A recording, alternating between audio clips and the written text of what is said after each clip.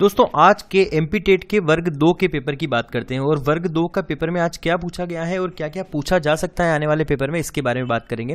दोस्तों इस वीडियो में शामिल है पार्ट ए से क्या क्वेश्चन पूछे गए, कहां से कितने क्वेश्चन पूछे गए, पार्ट बी में कहां से कितने क्वेश्चन पूछे गए और ओवरऑल पेपर का लेवल किस प्रकार का रहा और आने वाली अगर एग्जाम में आने वाली शिफ्ट्स में अगर आपका एग्जाम है तो आपको किन बातों का ध्यान रखना है, आज के वीडियो में इसी के बारे में बात करेंगे। चलिए शुरू करते हैं आज का वीडियो बिना किसी देरी से। और दोस्तों अगर आपने अभी तक चैनल को सब्सक्राइब नहीं किया है तो आप सब्सक्राइब करके बेल आइकन दबा सकते हैं ताकि नई वीडियो की नोटिफिकेशन आपको तुरंत मिल जाए। चलिए शुरू करते हैं आज का वीडियो। दोस्तों पार्ट ए की अगर बात की जाए तो पार्ट ए के 30 क्वेश्चन आने थे, क्लियर है। तो पार्ट ए के जहां 30 क्वेश्चन आने थे वहां पर हिंदी से क्वेश्चन पूछे गए दोस्तों, 8 क्वेश्चन हिंदी से पूछे गए जिसके अंदर पैसेज भी पूछे गए थे। 8 क्वेश्चन हिंदी के थे, उसमें से पैसेज पूछे गए जिसमें 2 पैसेज यहां पर शामिल किए गए थे, क्लियर है। आगे दोस्तों देखते हैं, यहां पर 8 क्वेश्चन में से 2 पैसेज दे दिए थे।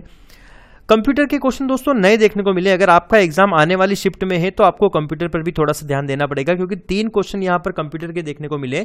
क्योंकि आपको पता है कि कंप्यूटर का जो है सिलेबस के अंदर देखो तो कंप्यूटर यहां पर नहीं दिया गया था, लेकिन फिर भी यहां पर कंप्यूटर से क्वेश्चन देखने को मिले हैं। दोस्तों आगे बात करते हैं, दोस्तों इंग्लिश की बात करते हैं। दोस्तों इंग्लिश के अंदर यहां पर 5 क्वेश्चन जो है पेपर के पैटर्न के अंदर भी दे गए थे और यहां 5 क्वेश्चन पूछे गए हैं, तो इंग्लिश में यहां पर कोई दिक्कत नहीं है।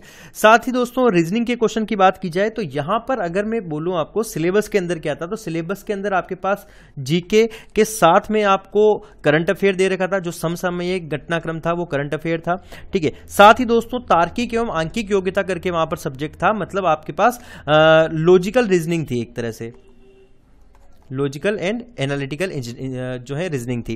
तो दोस्तों यहां पर रीजनिंग के 2 क्वेश्चन देखने को मिले हैं, साथ ही मैथ्स के भी जो है मैथ्स मिलाकर क्वेश्चन पूछे गए। इसमें रीजनिंग के काफी इजी जो है क्वेश्चन थे। यहां पर जनरल नॉलेज के 5 क्वेश्चन पूछे गए थे यहां पर। तो इस प्रकार से कुल पेपर का जो पार्ट 1 था उसका था। अब अगर मान लो पार्ट 2 की बात की जाए तो पार्ट 2 के अंदर पार्ट बी के अंदर दोस्तों टोटल 120 क्वेश्चन थे, जिसमें से पेडागोजी जो पेडागोजी थी आपकी वो 25 नंबर की देखने को मिली है, जो कि सब्जेक्ट के अंदर भी 25 नंबर की थी। तो ये आपको पेडागोजी थोड़ा सा अच्छे से पढ़ के जानी है क्योंकि मोस्ट ऑफ द पार्ट जो 25 क्वेश्चन है वो पेडागोजी से पूछे गए हैं।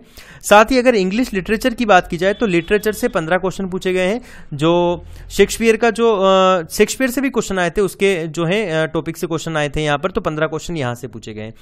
दोस्तों अगर ग्रामर की बात की जाए तो सबसे ज्यादा पोर्शन ग्रामर से किस प्रकार से पूछा गया है, वॉइस आपको 100% करके जाने। आज के पेपर में 15 क्वेश्चन कहां से थे, वॉइस से थे। 100% आपको वॉइस कंप्लीट करके जाना है। साथ ही आज के पेपर में जो है दोस्तों नरेशन से क्वेश्चन नहीं देखने को मिले। नरेशन का मतलब डायरेक्ट इनडायरेक्ट से क्वेश्चन यहां पर बिल्कुल नहीं देखने को मिले, लेकिन हो सकता है कि आने वाली शिफ्ट में डायरेक्ट इनडायरेक्ट से भी क्वेश्चन देखने को मिल जाए। तो आपको वॉइस और डायरेक्ट इनडायरेक्ट बहुत अच्छे से पढ़ के जाना है। साथ ही इडियम्स एंड फ्रेजेस से आपको 10 क्वेश्चन देखने को मिले हैं, मतलब 5 क्वेश्चन इडियम्स से और 5 क्वेश्चन फ्रेजेस से आपको देखने को मिले हैं। दोस्तों यहां पर थोड़ा सा इंपॉर्टेंट ये हो जाता है कि जिसका वोकेब अच्छा है, साथ ही जिसका ग्रामर जो है वो अच्छा है, तो वो आराम से क्वालिफाई कर सकते हैं क्योंकि 10 क्वेश्चन यहां पर इडियम्स एंड फ्रेजेस से पूछे गए हैं। एंटोनिम और सिनोनिम यानी कि समानार्थी और विपरीतार्थी के से 8 क्वेश्चन पूछे गए हैं। अगर आपका इंग्लिश सब्जेक्ट है और आप तैयारी कर रहे हैं कॉम्पिटिटिव की तो आप यहां पर स्कोर कर सकते हैं। आपका अगर वोकेब अच्छा है तो आप यहां से, ग्रामर अच्छी है तो आप यहां से बहुत अच्छे से नंबर कवर कर सकते हैं। तो 8 क्वेश्चन यहां पर देखने को मिले हैं। साथ ही क्लोज से 2 क्वेश्चन थे जो सिंपल थे। कंपाउंड सेंटेंस से 3 क्वेश्चन पूछे गए हैं, साथ ही लेटर राइटिंग से भी 3 से 4 क्वेश्चन देखने को मिले। तो इस प्रकार से ग्रामर के अंदर पोर्शन ज्यादा था। अब क्या है दोस्तों, अगर आपका एग्जाम आने वाली शिफ्ट में है तो आपके लिए क्या है टिप्स, चलिए उसके बारे में बात कर लेते हैं।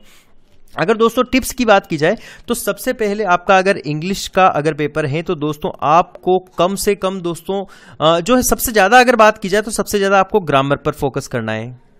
ग्रामर पर सबसे ज्यादा फोकस करना है। अब ग्रामर में भी दोस्तों अगर आपका वोकेब अच्छा है तो आप अच्छे से स्कोर कर सकते हैं, लेकिन आप 1-2 दिन में तो वोकेब अच्छा कर नहीं सकते। अगर मान लो आपका एग्जाम आने वाली शिफ्ट में है तो आप 1-2 दिन में बहुत अच्छे से पेपर नहीं वोकेब नहीं कर सकते हैं। आप क्या कर सकते हैं इंग्लिश में, दोस्तों आपको वॉइस सबसे अच्छी करनी, एक्टिव वॉइस और पैसिव वॉइस आपको बहुत अच्छे से करके जानी पड़ेगी क्योंकि 15 क्वेश्चन यहां से पूछे गए।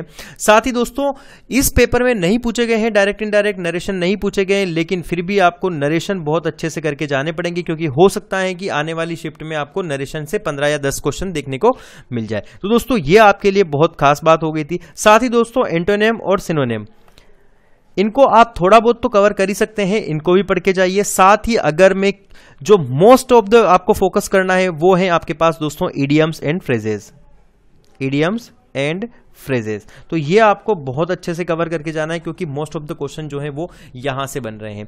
तो ये थी आपके लिए टिप्स। अगर पेपर के लेवल की बात की जाए दोस्तों तो जो पार्ट ए था वो बहुत इजी लेवल का था, इसमें कोई खास बात नहीं थी। अगर पार्ट बी की बात की जाए तो पार्ट बी लोग दोस्तों उन स्टूडेंट्स के लिए सबसे अच्छा था जिनका वोकेब अच्छा था, साथ ही उनकी जो ग्रामर है वो अच्छी थी। ग्रामर के अलावा दोस्तों मैंने आपको पेडागोजी के बारे में बताया, पेडागोजी से 25 क्वेश्चन देखने को मिले हैं। तो आपको जो है दोस्तों यहां पर पेडागोजी से जो 25 क्वेश्चन देखने को मिले हैं ये आपको पेडागोजी बहुत अच्छे से कवर करके जानी पड़ेगी। क्लियर है?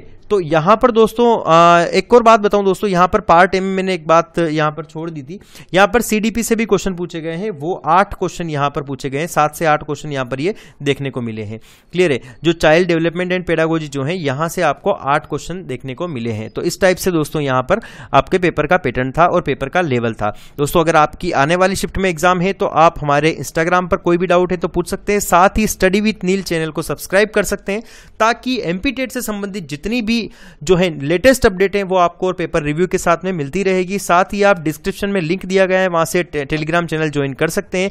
वहां पर दोस्तों आपको जो भी एग्जाम संबंधित जो भी एग्जाम के जो है लेटेस्ट अपडेट है और पीडीएफ है वो आपको वहां पर मिलती रहेगी। चलिए दोस्तों आज का वीडियो यहीं खत्म करते हैं, मिलते हैं कल फिर एक और नई वीडियो के साथ और एग्जाम के रिव्यू के साथ।